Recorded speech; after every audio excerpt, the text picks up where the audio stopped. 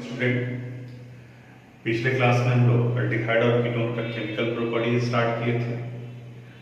कुछ एक chemical properties discuss किए थे हम लोग। जैसे लास्ट टॉपिक डिस्कस कर रहे थे हम लोग न्यूक्लियोफिलिक एडिशन रिएक्शन का, कुछ टेबुलर फॉर्म में दिया हुआ था। उससे रिलेटेड कुछ क्वेश्चन था जो आपको बताया था कि ये कंप्लीट कर लीजिएगा। आज इसी में केमिकल प्रॉपर्टीज में आगे बढ़ते हैं हम लोग रिडक्शन से रिलेटेड। रिडक्शन का मतलब होता है addition of hydrogen, removal of oxygen. यहाँ दोनों प्रोसेस हो रहा है, ऑक्सीजन भी हट रहा है, हाइड्रोजन भी ऐड हो रहा है। एक में अल्कोहल का प्रिपरेशन करेंगे और दूसरे में हम लोग हाइड्रोकार्बन यानी अल्केन में कन्वर्ट करेंगे।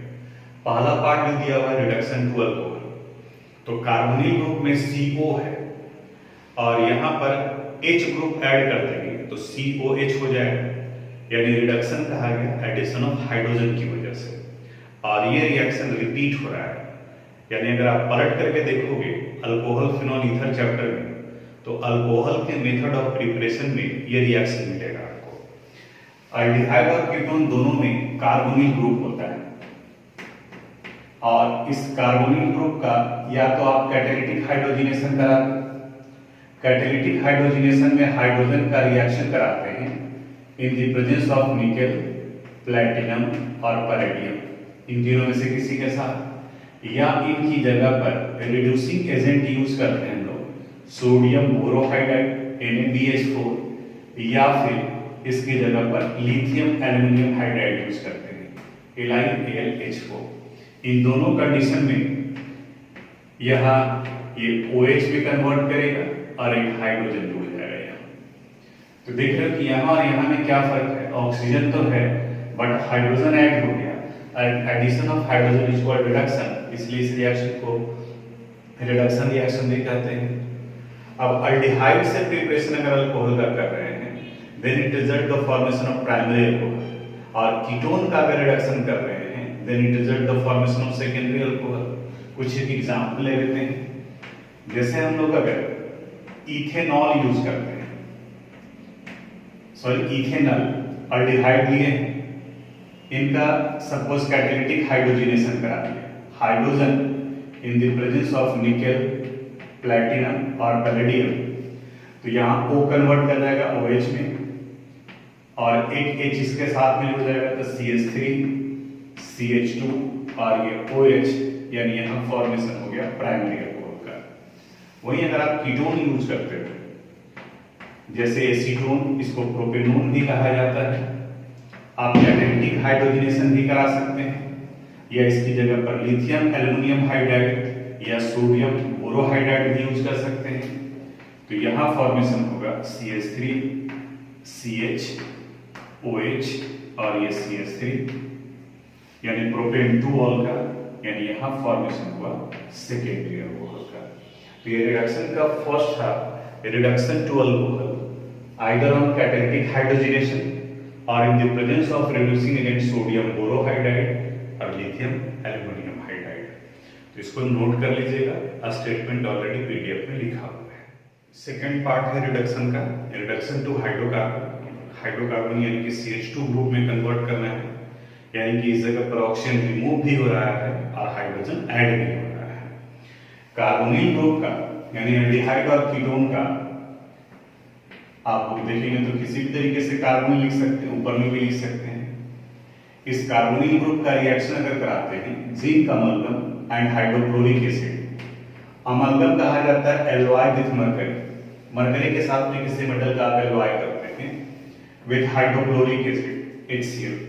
ऐसा भी आप जनरली याद करो ना, जिंक का हाइड्रोक्लोरिक एसिड से रिएक्शन कराते हैं तो हाइड्रोजन गैस लिबरेट होता है और वो हाइड्रोजन गैस इस ऑक्सीजन के साथ कंबाइन कर H2O बना देगा और इस कार्बन के साथ में जुड़ जाएगा, यानी यहाँ ये CH2 का फॉर्मेशन कर देगा। H2O बाय प्रोडक्ट के फॉर्म में बाहर निकलता है। इस रिएक्शन को हम लोग क्लीमेंसन रिडक्शन रिएक्शन कहते हैं। क्लीमेंसन रिडक्शन रिएक्शन यानी कि एक इंपॉर्टेंट नेम रिएक्शन में आ गया, क्लीमेंसन रिडक्शन रिएक्शन। एक और मेथड ऑफ रिडक्शन है, अगर कार्बोनिल ग्रुप का रिएक्शन कराते हैं हाइड्रोजन के साथ, इसके ठीक पहले वाले वीडियो में देखोगे वहां हाइड्रोजन के साथ रिएक्शन कराते हैं, NH2 NH2 इनके साथ में हाइड्रोजन का फॉर्मेशन होगा, तो H2 और ये O बाहर निकलेगा, यानी H2O के फॉर्म में, और बाकी का ये पार्ट Z के फॉर्म में था, तो यहाँ C double bond N NH2 का फॉर्मेशन हुआ। और फिर जब इनका रिएक्शन कराते हैं पोटासियम हाइड्रोक्साइड के साथ इन the presence of ethylene glycol, ethylene glycol को CH2OH ट्वाइस भी लिखा जाता है, इथेन 1,2 डाइऑल को इथाइलिन ग्लाइकॉल कहा जाता है। अल्कोहल का नोमेनक्लेचर जब बता रहे थे तो उस वक्त में आप इसका स्ट्रक्चर देखोगे तो इथाइलिन ग्लाइकॉल यानी इथेन 1,2 डाइऑल और ग्लिसरॉल प्रोपेन 1,2,3 ट्राइऑल, ये दोनों का स्ट्रक्चर लिखे थे। तो CH2OH होल्ड वाइज अब इस कंडीशन में ये N बाहर निकल जाता है N2 के फॉर्म में, और ये कन्वर्ट कर गया हाइड्रोकार्बन में यानी कि CH2 में, और यहाँ बाई प्रोडक्ट निकल रहा है N2। इस रिएक्शन का भी नाम है Wolff Kishner reduction reaction, Wolff Kishner reduction reaction, reaction यानी कि दो इंपॉर्टेंट नेम रिएक्शन आ गया यहाँ पर, एक था क्लीमेंसन रिडक्शन रिएक्शन और दूसरा था वोल्फ किस्नर रिडक्शन रिएक्शन। अब कुछ इक्वेशन लिखना है तो उसको आप लिख सकते हैं, जैसे अगर हम लोग CH3CHO से स्टार्ट करते हैं, अगर क्लीमेंसन रिडक्शन रिएक्शन कराना है तो जिंक का मलबम in the presence of hydrochloric acid, तो O को हटाकर इसके जगह पर 2 हाइड्रोजन जुड़ जाएगा, तो इट विल गिव CH3CH3। वहीं अगर कीटोन लेते हैं और suppose Wolff Kishner reduction reaction करा रहे हैं, तो 2 स्टेप में होता है, इसे हम लोग ऐसे भी लिख सकते हैं, in first step it is treated with hydrogen, और फिर सेकेंड में इनका रिएक्शन कराते हैं पोटासियम हाइड्रोक्साइड के साथ में in the presence of ethylene glycol, ethylene glycol के साथ में, then it result the formation of CH3 CH2 और CH3। तो ये तो इंपॉर्टेंट नेम रिएक्शन भी हो गया, तो इसको भी आप याद रखिएगा। इस रिएक्शन के एग्जांपल्स में ये आ गया और इस रिएक्शन के एग्जांपल में आ गया। दोनों में आप एल्डिहाइड भी ले सकते हो और कीटोन भी ले सकते हैं, सिर्फ डिफरेंस कहां पर है, कार्बोनिल ग्रुप के ऑक्सीजन को हटाकर उसकी जगह पर 2 हाइड्रोजन डाल देंगे, तो जब जैसे ही आप 2 हाइड्रोजन डालोगे तो जो डबल बॉन्ड था वो सिंगल बॉन्ड में कन्वर्ट कर जाएगा। इस इक्वेशन को आप नोट कर लीजिए। नेक्स्ट केमिकल प्रॉपर्टीज यानी कि ऑक्सीडेशन। ऑक्सीडेशन का मतलब removal of hydrogen and addition of oxygen. ये भी पार्ट पढ़ा हुआ है आपका, याद कीजिए। अल्कोहल के प्रिपरेशन वगैरह एक पहले एल्डिहाइड के केस में नहीं पढ़े थे हम लोग, ऑक्सीडेशन में डिस्कस किए थे। अगर एल्डिहाइड का ऑक्सीडेशन कराते हैं, अल्कोहल में सॉरी आया था कि अल्कोहल का अगर ऑक्सीडेशन कराते हैं प्राइमरी अल्कोहल का, तो एल्डिहाइड में कन्वर्ट करता है, and aldehyde further oxidise to give carboxylic acid, carboxylic acid में कन्वर्ट कर जाता है। तो यहां भी वही पॉइंट बता रहा है कि एल्डिहाइड ऑक्सीडाइज हो जाएगा into corresponding carboxylic acid RCOOH में, और इनका ऑक्सीडेशन किसी भी ऑक्सीडाइजिंग एजेंट में हो जाएगा। आप नाइट्रिक एसिड ले सकते हैं, पोटासियम परमैंगनेट ले सकते हैं, पोटासियम डाइक्रोमेट ले सकते हैं, आप mild oxidising agent Fehling's reagent और टॉलेंस रिएजेंट भी यूज करेंगे तो वो भी एल्डिहाइड को कार्बोक्सिलिक एसिड में कन्वर्ट कर देगा। यानी जो इंपॉर्टेंट पॉइंट है याद रखने वाला वो ये कि aldehyde can easily oxidise into corresponding carboxylic acid even in the presence of mild oxidising agent. Mild यानी कि जिसका स्ट्रेंथ कम हो, तो जब माइल्ड ऑक्सीडाइजिंग एजेंट में कार्बोक्सिलिक एसिड में कन्वर्ट कर सकता है, तो स्ट्रॉन्ग ऑक्सीडाइजिंग एजेंट यूज करेंगे तब तो वो कन्वर्ट करेगा ही करेगा। जैसे यहाँ कोई एक एग्जांपल ले लेते हैं हम लोग, जैसे CH3CHO इथेनॉल अगर यूज करते हैं, देन इट ऑक्सीडाइज, ऑक्सीडेशन के लिए लिखा गया है it into carboxylic acid CH3COOH, और ये फिर आएगा आपका कार्बोक्सिलिक एसिड के प्रिपरेशन में। कीटोन के केस में ऑक्सीडेशन में अल्डिहाइड और कीटोन एक दूसरे से डिफर करता है।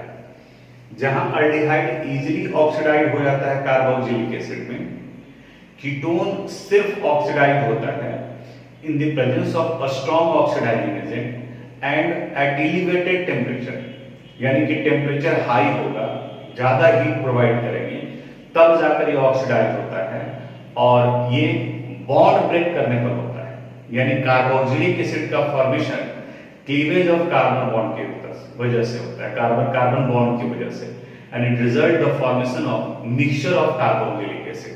इसका क्या मतलब, जैसे अगर आप बुक देखे होंगे तो ये रिएक्शन एक दिया है RCH2C double bond O CH2 और यहाँ R डैश, ये दोनों कार्बोनिल ग्रुप से जुड़ा हुआ है, इसे कार्बन 1 यहाँ 2 और ये 3 का, ये बाकी कोई भी जुड़ा हुआ, यानी इंडिकेट करने के लिए कि कहाँ क्लीवेज होगा। तो और इनका ऑक्सीडेशन होगा at elevated temperature in the presence of a strong oxidising agent.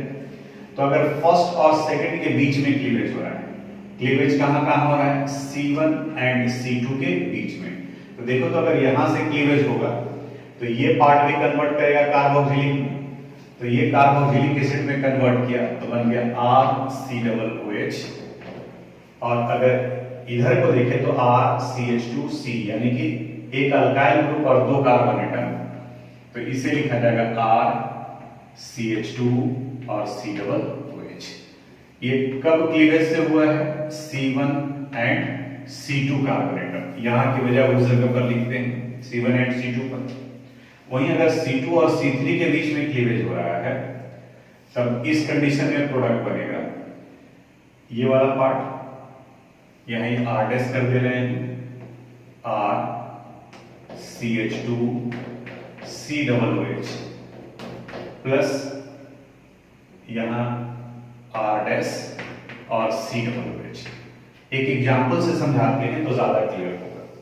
Suppose CH3C double bond O CH2 और CH3 है, ये हो गया 1 2 3 4, यानी ब्यूटेनोन है, और इनका क्लीवेज कराना है, इनका ऑक्सीडेशन कराना है, इनका ऑक्सीडेशन करा रहे हैं। अब अगर क्लीवेज फर्स्ट और सेकंड के बीच में हो रहा है, तो देखो फर्स्ट और सेकंड के बीच में क्लीवेज होगा तो इस वाले पार्ट में 1 कार्बन और इस वाले पार्ट में 3 कार्बन, तो यहाँ ये फॉर्मेशन करेगा first carbon containing carboxylic acid HCOOH, और दूसरी तरफ में 3 तो CH3 CH2 COOH, और ये फॉर्मेशन हुआ C1 और C2 के बीच अगर क्लीवेज है तो, जैसे यहां ये बना था C2 एंड C3 के बीच में। अब दूसरा क्लीवेज और क्या हो सकता है, ये सेकंड और थर्ड के बीच में। अब ध्यान देना, सेकंड और थर्ड के बीच में अगर क्लीवेज हो रहा है तो यहां से ये बॉन्ड ब्रेक करेगा, तो इधर भी 2 कार्बन एटम और इधर भी 2 कार्बन एटम, तो दोनों तरफ में 2 carbon atom containing carboxylic acid, यानी CH3COOH प्लस CH3COOH, यानी दोनों जगह पर कार्बोक्सिलिक ग्रुप ही होगा, तो ये आ गया C2 एंड C3 के बीच में, जिसे आप 2CH3COOH भी लिख सकते हैं। अब काम का बात, अल्डिहाइड और कीटोन दोनों कार्बोनिल ग्रुप कंटेनिंग कंपाउंड है, दोनों रिड्यूस होकर अल्कोहल बना रहे हैं। अब अगर सेपरेट करना है कि ये कार्बोनिल ग्रुप अल्डिहाइड का है या कीटोन का है, तो वहां पर हम लोग ऑक्सीडेशन प्रॉपर्टीज को यूज करते हैं, क्योंकि ऑक्सीडेशन में अल्डिहाइड और कीटोन दोनों डिफर करता है। जहां अल्डिहाइड इजीली ऑक्सीडाइज कर जाता है, कीटोन स्ट्रॉन्ग ऑक्सीडाइजिंग एजेंट में ही ऑक्सीडाइज करते हैं, और इनके इसी प्रॉपर्टीज को हम लोग इन्हें सेपरेट करने के लिए, आइडेंटिफाई करने के लिए यूज करते हैं, जिसमें से 2 इंपॉर्टेंट टेस्ट है, Fehling test and Tollens test. उसके बारे में आगे बताते हैं आपको, इसको नोट कर लीजिएगा। बोर्ड पर ये 2 इंपॉर्टेंट टेस्ट दिख रहा है आपको, एक टॉलरेंस टेस्ट है, दूसरा फेहलिंग टेस्ट है, और ये दोनों अल्डिहाइड ही शो करता है, कीटोन नहीं, यानी वो कार्बोनिल ग्रुप कंटेनिंग कंपाउंड जो टॉलरेंस टेस्ट या फेलिंग टेस्ट देता है, दोनों में से कोई भी एक आप यूज कर सकते हैं, दोनों भी यूज कर सकते हैं, वो अल्डिहाइड होगा। और अगर ये टेस्ट नहीं दिया, इसका मतलब वो carbonyl group containing compound ketone होगा। ये आपके प्रैक्टिकल से भी रिलेटेड है, इस वजह से थोड़ा ज्यादा इंपॉर्टेंट हो जाता है, क्योंकि प्रैक्टिकल में भी वाइवा वगैरह टीचर पूछते हैं, तो ये थ्योरी में भी जुड़ा हुआ है आपका और प्रैक्टिकल में भी है, तो ये कॉमन क्वेश्चन बनता है। अब थोड़ा ध्यान से समझिएगा। अगर मान लीजिए कोई सैंपल दिया हुआ है ABC और आपको आइडेंटिफाई करना है कि वो अल्डिहाइड है या नहीं है, पहले टॉलरेंस टेस्ट के बारे में बता रहे हैं, तो उस सैंपल को टेस्ट ट्यूब में लेते हैं, यानी जिसमें आपको आइडेंटिफाई करना है कि अल्डिहाइड है या नहीं है। अब इसमें हम लोग टॉलरेंस रिएजेंट डालते हैं। Tollens reagent ammoniacal silver nitrate solution को कहा जाता है। पहले इसे प्रिपेयर करना पड़ता था, लेकिन अभी आपके लैब में टॉलरेंस रिएजेंट अवेलेबल होगा। आप लैब असिस्टेंट से डिमांड करते हैं। 12th के प्रैक्टिकल में भी रिलेटेड है, अगर प्रैक्टिकल होता तो जरूर आपको बताया जाता। तो अमोनियकल सिल्वर नाइट्रेट सॉल्यूशन डालते हैं, इसमें 2 ड्रॉप्स डाल दिए अमोनियकल सिल्वर नाइट्रेट सॉल्यूशन। अब इसे हम लोग वाटर बाथ में हीट करते हैं।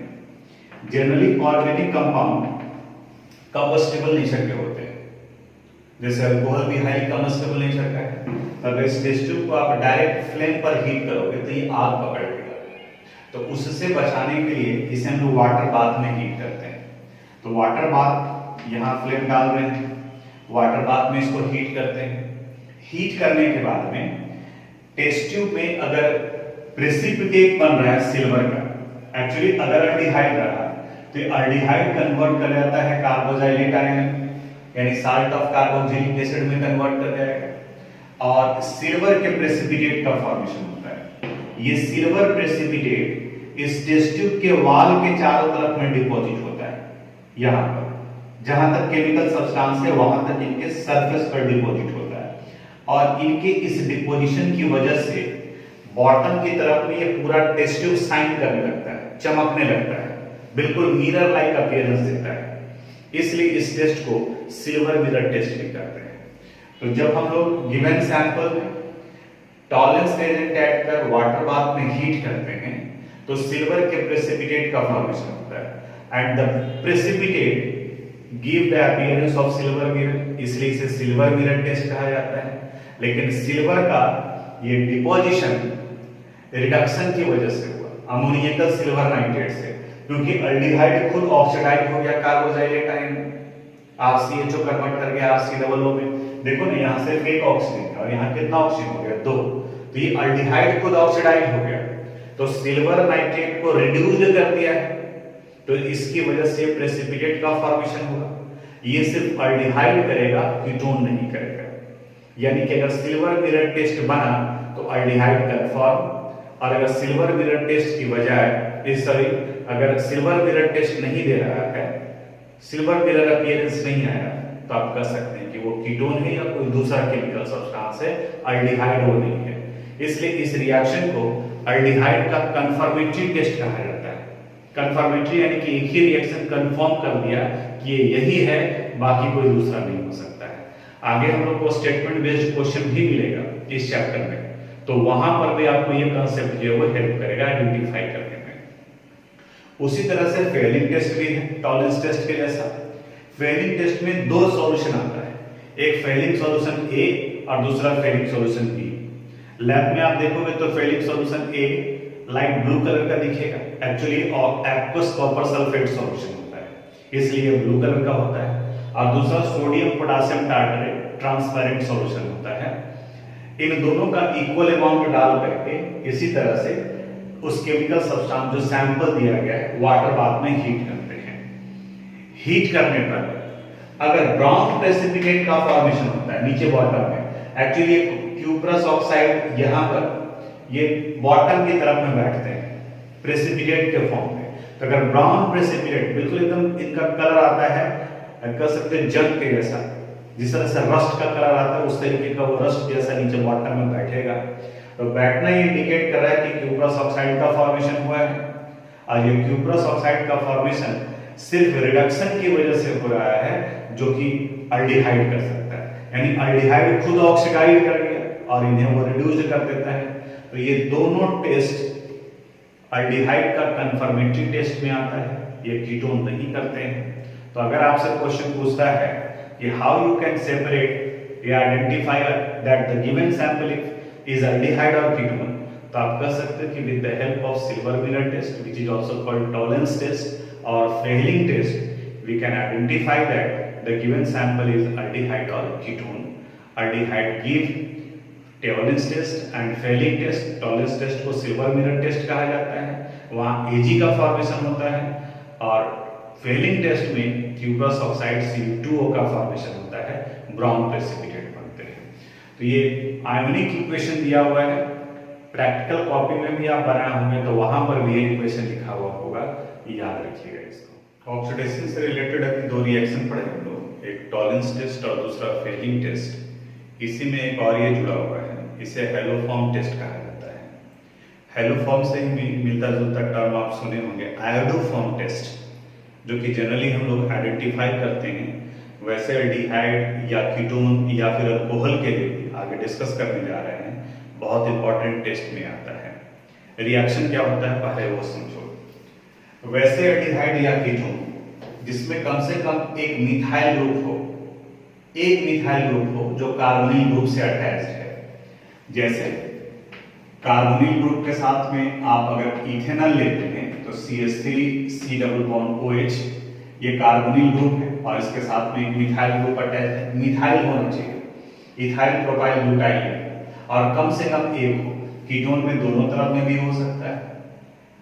अगर इनका रिएक्शन सोडियम हाइपोहलाइड के साथ कराते हैं, सोडियम हाइपोहलाइड NaOH, X की जगह पर क्लोरीन, ब्रोमीन या आयोडीन हो सकता है, तो ये ग्रुप यहां से CH3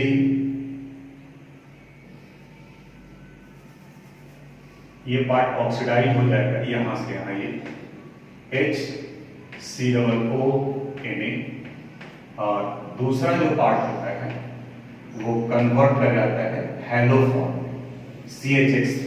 अब इस हाइड्रोजन में क्लोरीन डालते हैं तो ये क्लोरोफॉर्म हो जाएगा, अगर ब्रोमीन डालते हैं तो ब्रोमोफॉर्म हो जाएगा, आयोडीन डालते हैं तो आयोडोफॉर्म होगा।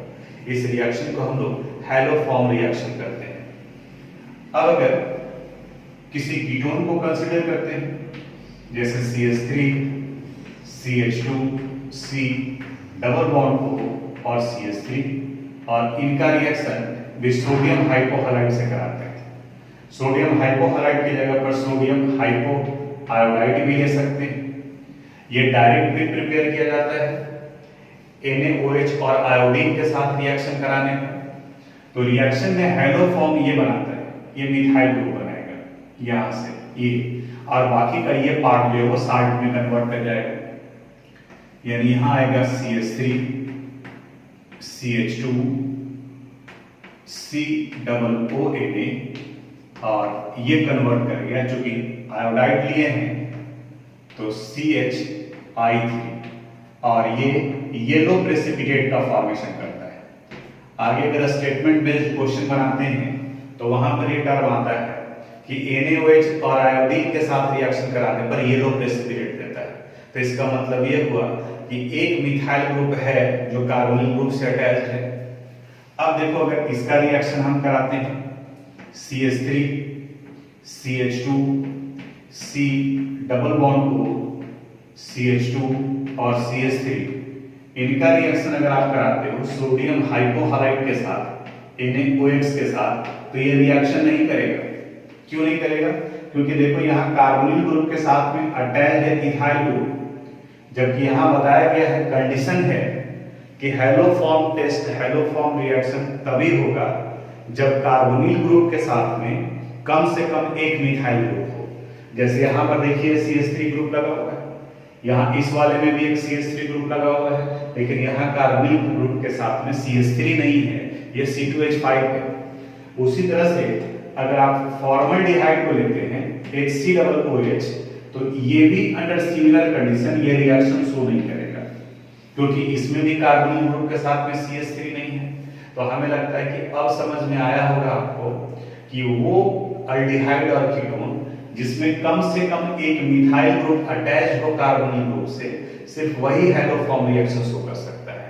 या फिर वो अल्कोहल जो ऑक्सीडाइज होकर इस तरह के एल्डिहाइड और कीटोन का फॉर्मेशन करते हैं, वो हैलोफॉर्म टेस्ट होंगे। इस तरीके का, जैसे अगर देखो हम लोग लेते हैं CH3 CH2OH, इनका जब ऑक्सीडेशन कराया जाएगा तो ये इथेनॉल है, प्राइमरी अल्कोहल है, तो ये कन्वर्ट कर जाएगा CH3CHO में। अब जब CH3CHO में है तो इसका मतलब ये हुआ कि अब अगर इनका रिएक्शन NaOH के साथ में कराया जाए तो ये हैलोफॉर्म टेस्ट देगा। लेकिन जल्दीबाजी में स्टूडेंट कहां गड़बड़ कर देता है, देखता है कि मिथेनॉल है, मिथाइल ग्रुप है, और इनका हम लोग ऑक्सीडेशन अगर कराते हैं तो ये देखो फॉर्मेशन किसका करेगा, HCHO का। और अभी हम लोग डिस्कस किए हैं कि HCHO ये हैलोफॉर्म टेस्ट नहीं देता है, यानी कि ये टेस्ट नहीं देगा।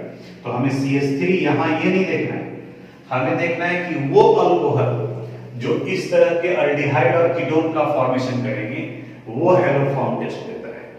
तो अगर जब अल्कोहल कहेगा तो आप अल्कोहल में मत आइडेंटिफाई करो, उसको ऑक्सीडाइज करो। जैसे अगर प्राइमरी अल्कोहल है तो एल्डिहाइड देगा, सेकेंडरी अल्कोहल है तो वो कीटोन देगा। तो जो सेकेंडरी अल्कोहल दिया हुआ है पहले आप गेस करो, बनाओ कि वो कौन सा एल्डिहाइड या कीटोन का फॉर्मेशन करता है, उसके बाद जज करो कि हाँ वो हैलोफॉर्म टेस्ट देगा या फिर नहीं देगा। एक दो और रिएक्शन बताते हैं, इसको आप नोट कीजिएगा, हैलोफॉर्म इंपॉर्टेंट है। ABCD स्टेटमेंट बेस्ड क्वेश्चन को सोल्व करने में ये आपको मदद करता है। सपोज अगर दिया हुआ है पेंटेन 3 और आपसे ये पूछा जा रहा है कि हैलोफॉर्म टेस्ट देगा या नहीं देगा। तो पेंटेन 3 का स्ट्रक्चर ये हो गया, CH3 CH2 CHOH CH2 और CH3, 1 2 3 4 5। अब अगर इनका ऑक्सीडेशन आप कराते हो तो सेकेंडरी अल्कोहल से कीटोन बनेगा, तो ये कन्वर्ट कर जाएगा CH3 CH2 C double bond to CH2 और CH3। अब इसके दोनों तरफ में इथाइल ग्रुप ही अटैच्ड है, इसका मतलब ये हैलोफॉर्म टेस्ट नहीं देगा। लेकिन वही अगर पेंटेन 3 ऑल की जगह पर पेंटेन 2 ऑल रखता, यानी सेकेंड ग्रुप में लगा हुआ रहता, तब उस कंडीशन में अगर करते हैं तो देखो पेंटेन 2 ऑल का क्या है, OH CH CH2 CH2 और CH3, 1 2 3 4 5। इनका अगर ऑक्सीडेशन कराते हैं तो ये पेंटेन 2 उनका फॉर्मेशन करेगा, CH2 CH2 और CH3। अब यहां इस कार्बोनिल ग्रुप के साथ में देखो एक मिथाइल ग्रुप अटैच्ड है। अब इसका जब रिएक्शन अगर आप कराते हो सोडियम हाइपोहलाइड के साथ में, तो ये पार्ट कन्वर्ट करेगा आयोडो फॉर्म में, यानी कि CHX3 में, और बाकी का 1 2 3 4 है, तो ये 4 कार्बन कंटेनिंग 2 3 एंड ये 4 C डबल को Na का फॉर्मेशन कर लेगा। तो हमें लगता है कि अब समझ में आ गया होगा कि हैलोफॉर्म टेस्ट या आयोडोफॉर्म टेस्ट, आयोडोफॉर्म में फिर से याद रखिए, या तो दिया हुआ रहेगा NaOI सोडियम हाइपोआयोडाइड, या फिर इसकी जगह पर सोडियम हाइड्रोक्साइड और प्लस आयोडीन, ये रिएक्टर में इसका फॉर्मेशन करते हैं। तो इनके साथ में वो एल्डिहाइड और कीटोन देगा या फिर वो अल्कोहल देंगे जो इस तरीके के एल्डिहाइड या कीटोन का फॉर्मेशन करते हैं। किस तरीके का, जहां कार्बोनिल ग्रुप के साथ में मिथाइल ग्रुप अटैच्ड हो। तो नोट कर लीजिएगा, एग्जाम्पल को इस तरीके से आप लिख करके क्रॉस कर लीजिएगा ताकि ये पता चले कि ये टेस्ट देगा या फिर ये टेस्ट नहीं देगा। अब कुछ क्वेश्चन पर आते हैं हम लोग, जो भी हम लोग पढ़े हैं वो, जैसे एग्जाम्पल 12.4 ये स्टेटमेंट बेस्ड क्वेश्चन है। और आप अगर देखेंगे प्रीवियस ईयर का क्वेश्चन तो इधर एक पैटर्न चला हुआ है स्टेटमेंट बेस्ड क्वेश्चन पूछने का। लेकिन आपके लिए आसान है कि जो भी क्वेश्चन अभी तक पूछा जा रहा है वो सब एनसीईआरटी बुक से ही रिलेटेड है, और ऐसा करके 5-6 क्वेश्चन ही है और अगर ये क्वेश्चन पूछा जा रहा है तो 2 to 3 मार्क्स का क्वेश्चन रहेगा। तो आपको 5-6 क्वेश्चन भी जो बुक में दिया हुआ है एक्सरसाइज इन टेक्स्ट या एग्जाम्पल में, उसको आप एक जगह पे कलेक्ट कर देते हैं, उस तरीके का क्वेश्चन बना रहे हैं, तो बोर्ड में तो क्वेश्चन पकड़ में आ ही जाएगा और कॉम्पिटिटिव एग्जामिनेशन के पैटर्न को समझने में भी आपको हेल्प मिलेगा। क्वेश्चन को बार बार रिपीट करना है, थोड़ा ध्यान से आप पढ़िएगा, ऐसे हम समझा रहे हैं।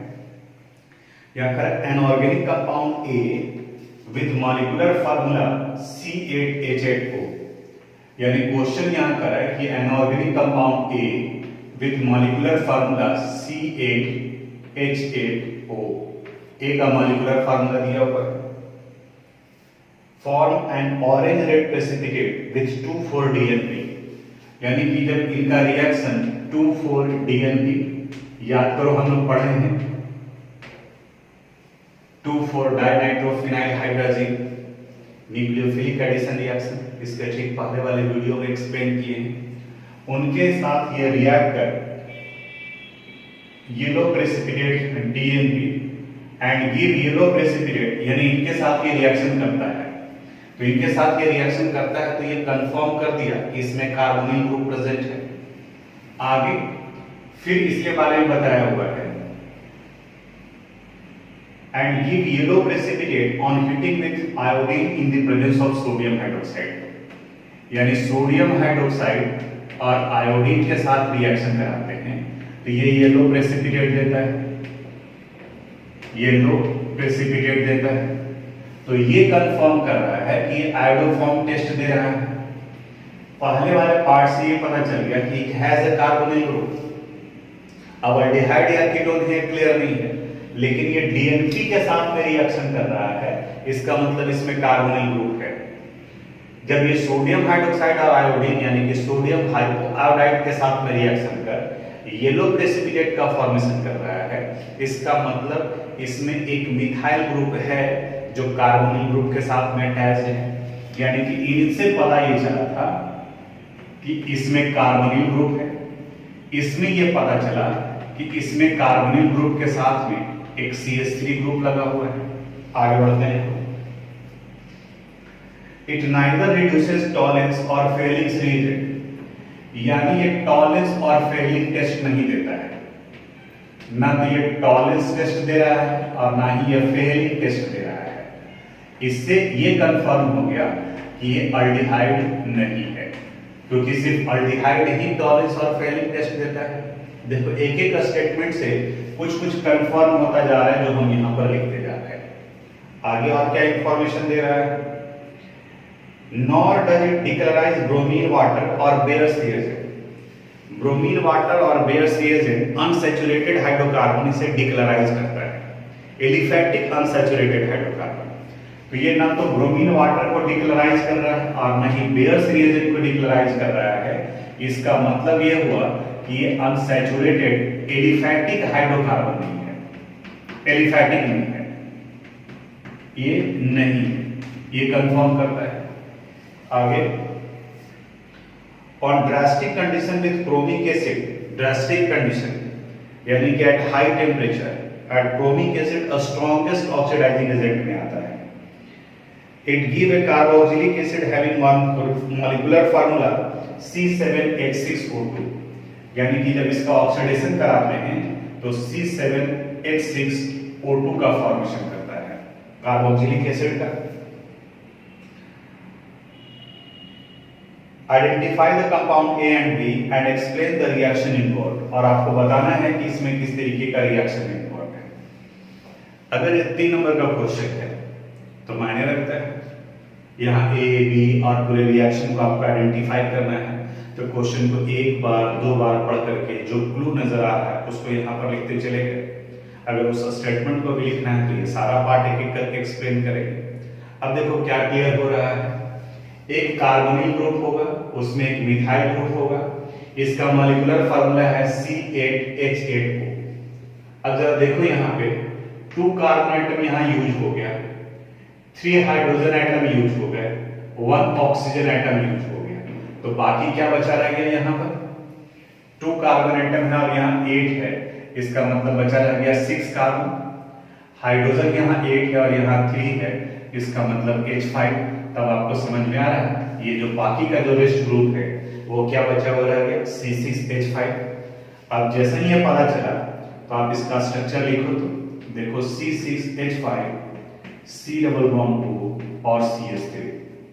अब इससे कंपेयर करते हैं, इनका molecular formula C8 6 7 and 1 8, hydrogen 8 5 and 3 8 और ऑक्सीजन 1 यानी C8H8O। ये इसके मॉलिक्यूलर फार्मूला को शो कर रहा है।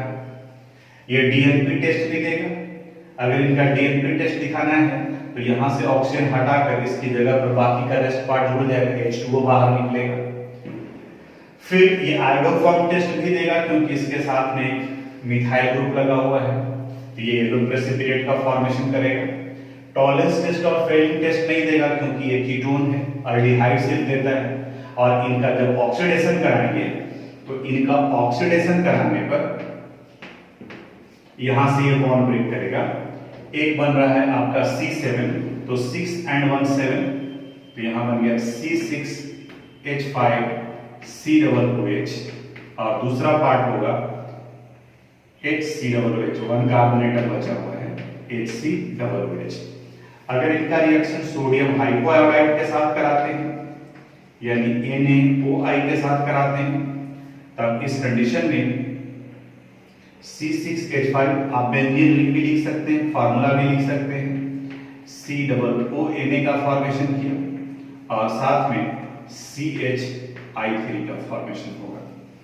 इस तरीके से ये रिएक्शन में हमें A आइडेंटिफाई करना था और फिर B के बारे में पूछा जा रहा था, तो यहां करा कि identify the compound A, carboxylic acid B, तो B कंपाउंड ये हो गया, यहां ये कंपाउंड हो गया B, तो B is benzoic acid and A is acetophenone कर सकते हैं इसको, CH3COC6H5 है। तो ये दोनों कंपाउंड का आइडेंटिफाई किया। एग्जाम्पल में भी इसका स्टेटमेंट को दिया हुआ है, हम भी पीडीएफ में इसका स्टेटमेंट को उसी तरीके से लिख देंगे, ठीक है। आप इसको नोट कर लीजिएगा, यहाँ जो वीडियो में बता रहे हैं उस अनुसार से सोचना होगा आपको, तो इसे यहाँ नोट कीजिएगा। एक्सरसाइज का भी एक क्वेश्चन है 12.1, ये भी स्टेटमेंट बेस्ड क्वेश्चन है और हम चाहते हैं कि आप थोड़ा बहुत कुछ कीजिए, बाकी सॉल्यूशन तो हम यहाँ बोर्ड पर लिख देते हैं, तो इसलिए थोड़ा सा हम हिंट्स देते हैं और आप खुद से इसको लिखोगे। An organic compound contain 69.77% carbon, यानी यहाँ कार्बन दिया हुआ है 69.77%,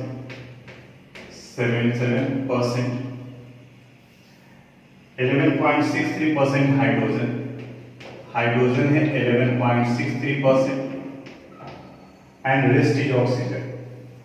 ऑक्सीजन का परसेंटेज नहीं दिया हुआ है। अब देखो तीन ही एलिमेंट है, तब तीन एलिमेंट में कार्बन का परसेंटेज पता है, हाइड्रोजन का परसेंटेज पता है, ऑक्सीजन का नहीं दिया हुआ है, तो इन दोनों के परसेंटेज को ऐड करके 100 में से माइनस कर दो तो ऑक्सीजन का परसेंटेज निकल जाएगा। तो कार्बन, हाइड्रोजन, ऑक्सीजन इन तीनों का परसेंटेज आपको पता चल गया।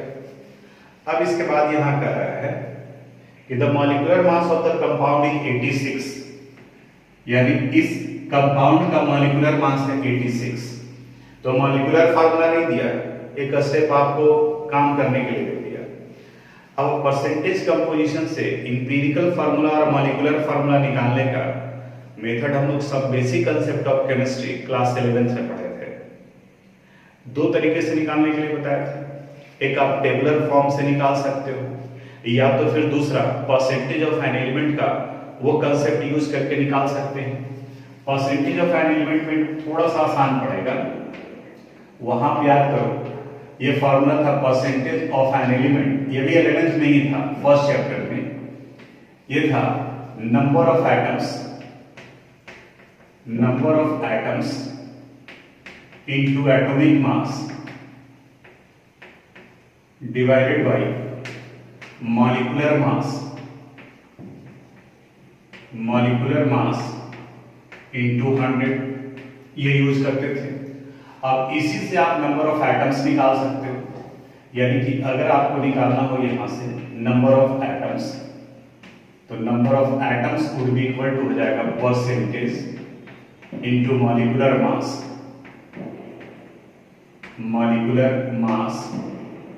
divided by atomic mass into 100, atomic mass into 100।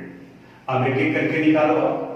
जैसे यहां अगर कार्बन का निकालना है तो नंबर ऑफ कार्बन एटम्स ये निकालोगे, इसका परसेंटेज कितना दिया हुआ है 69.77, मॉलिक्यूलर मास कितना आ गया है 86, कार्बन का एटॉमिक मास कितना होता है 12 into 100। बताओ कार्बन का नंबर ऑफ एटम्स निकल जाएगा। तो जिस फॉर्मूले का यूज करके आप कार्बन का निकाले उसी तरह से हाइड्रोजन का यहाँ 11.63, मॉलिक्यूलर मास 86 और हाइड्रोजन का एटॉमिक मास 1 होता है into 100 करेंगे। फिर जब ऑक्सीजन का निकालेंगे तो यहाँ जो परसेंटेज आप कैलकुलेट किए हो वो यहाँ डाला जाएगा और एटॉमिक मास में 16 यूज करेंगे। तो यहाँ से आपको कार्बन, हाइड्रोजन और ऑक्सीजन का नंबर ऑफ एटम्स पता चल जाएगा, यानी कि मॉलिक्यूलर फार्मूला पता चल जाएगा। ये कैलकुलेट करोगे आप तो इनका मॉलिक्यूलर फार्मूला आ जाएगा C5H10O। ये कंपाउंड हुआ।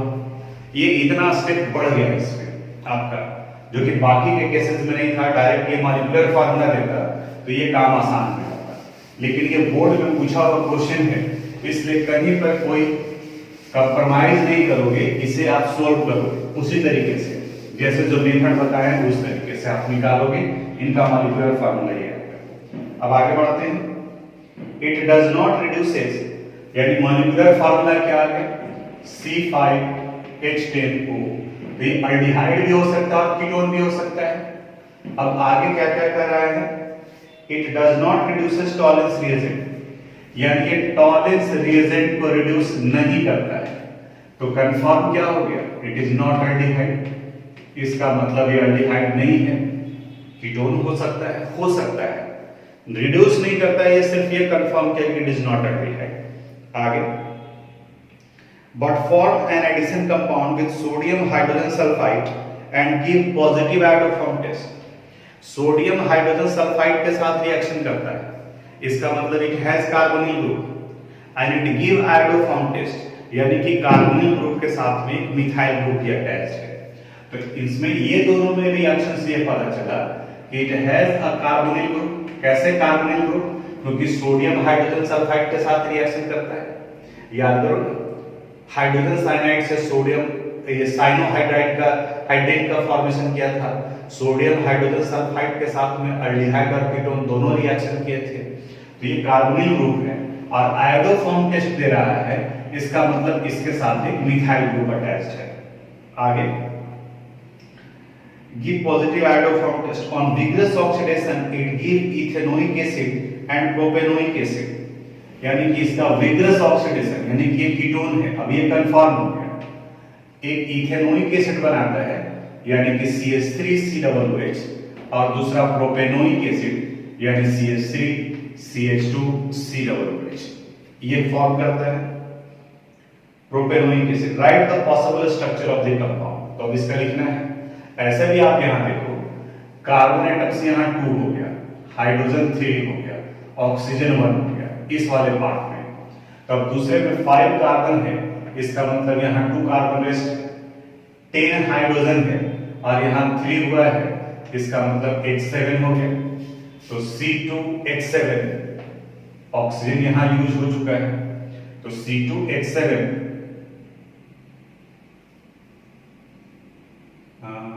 यहाँ C3 है तो 3 यूज हो चुका है C2H5। अब स्ट्रक्चर बना करके देखते हैं इसका कौन सा स्ट्रक्चर आ रहा है। CH3 CH2 5 कार्बन एटम है, तो सॉरी 5 कार्बन एटम था तो यहाँ पर 3 कार्बन होगा और हाइड्रोजन 10 तो C3H7 ये यहाँ पर ही इसके साथ में जुड़ा हुआ होना चाहिए। तो CH3 CH2 CH2 C double bond और CH3 ये पॉसिबल स्ट्रक्चर हुआ। अब इसके सारे रिएक्शन को आप दिखा सकते हो। इनका रिएक्शन जब हम लोग सोडियम हाइपोआयोडाइड के साथ कराएंगे यानी NaOI के साथ कराएंगे तो ये पार्ट कन्वर्ट कर जाएगा sodium salt of carboxylic acid यानी CH3 CH2 CH2 COONA और एक आयोडोफॉर्म टेस्ट यानी कि CH3 बनेगा। फिर इनका अगर विग्रस ऑक्सीडेशन कराते हैं, विग्रस ऑक्सीडेशन, तो एक प्रोपेनोइक एसिड यानी कि इस जगह से क्लीवेज हो रहा है, तो इधर 2 कार्बन एटम और इस साइड में 3 कार्बन एटम, तो CH3 CH2 COOH और प्लस CH3 COOH। इसका मतलब अगर इस कंपाउंड का रीडिंग वगैरह करने के लिए कहा जाए तो ये हो गया 1 2 3 4 5 यानी पेंटेन 2O, यानी ये कंपाउंड आ गया पेंटेन 2O। तो कितने नंबर का क्वेश्चन है? अगर सिर्फ ये कह रहा है कि व्हाट इज द हाइड्रोकार्बन, तो आपका आंसर हो गया पेंटेन 2O। बाकी ये सारा वर्क जो है जो यहाँ लिखे हैं क्रॉस वगैरह ये सब आपको रफ में करना है, ये सामने में नहीं करना है। मेन रिएक्शन तो यहाँ पर ये जो रिएक्शन कहा जाएगा वो दिखाने के लिए आपको मार्क्स यहाँ पर मिलेगा। अगर कह रहा है कि सिर्फ इस कंपाउंड का मॉलिक्यूलर फार्मूला आइडेंटिफाई कीजिए, कौन सा कंपाउंड है वो आइडेंटिफाई कीजिए, तो आप पेंटेन 2 लिखेंगे तो वहां पर भी आपको मार्क्स मिलेगा। अगर इक्वेशन जैसे इस क्वेश्चन में सिर्फ ये कह रहा है right the possible structure of the compound, इस स्ट्रक्चर इस कंपाउंड का पॉसिबल स्ट्रक्चर क्या है, इट इज पेंटेन 2O। लेकिन वही अगर करता कि also write the chemical reaction that take place, तो आपको ये पार्ट भी लिखना है। लेकिन हम सजेस्ट करेंगे कि आप इसको लिखिए जहां से रिलेटेड इक्वेशन दिया हुआ है वो, और रफ में करना है ये सारा काम। जो इंफॉर्मेशन मिल रहा है क्वेश्चन पढ़े, क्या दिया हुआ है, क्या वो शो कर रहा है, क्या कंफर्म कर रहा है, और अभी तो फिलहाल कॉपी में जो हम बोल रहे हैं वो सारा स्टेटमेंट लिखो 1 बाय 1। जैसे पहला पार्ट ये कहा कि it not give Tollens reagent test, तो आप लिखो उसमें सॉल्यूशन में, ताकि रिवीजन के समय में ही आपको याद आए। आप लिखोगे कि the compound does not give Tollens reagent test, it not reduce Tollens reagent, it means it is not aldehyde, it may be ketone. अभी ये कंफर्म नहीं है, सिर्फ ये कंफर्म है इट इज नॉट अल्डिहाइड। फिर ये it react with sodium hydrogen sulphide, इसका मतलब ये हुआ it has a carbonyl group. फिर ये रिएक्ट कर आयोडोफॉर्म टेस्ट देता है, इसका मतलब ये हुआ कि it has a methyl group attached with carbonyl group. तो ऐसे कर करके ये इंफॉर्मेशन, ये एग्जामिनेशन में स्टेटमेंट नहीं लिखोगे, ये स्टेटमेंट अभी जो आप लिखेंगे वो एग्जामिनेशन के समय रिवीजन करते वक्त में आपके लिए हेल्पफुल होगा। तो इसको भी आप कंप्लीट कीजिएगा। दोनों रिएक्शन, एग्जाम्पल का भी वो क्वेश्चन, एग्जाम्पल में स्टेटमेंट बुक में दिया हुआ है, हम स्टेटमेंट नहीं देंगे, आप खुद से आप लिखिए जैसे आपको समझ में आता है उस तरीके से, ताकि वो याद रहे।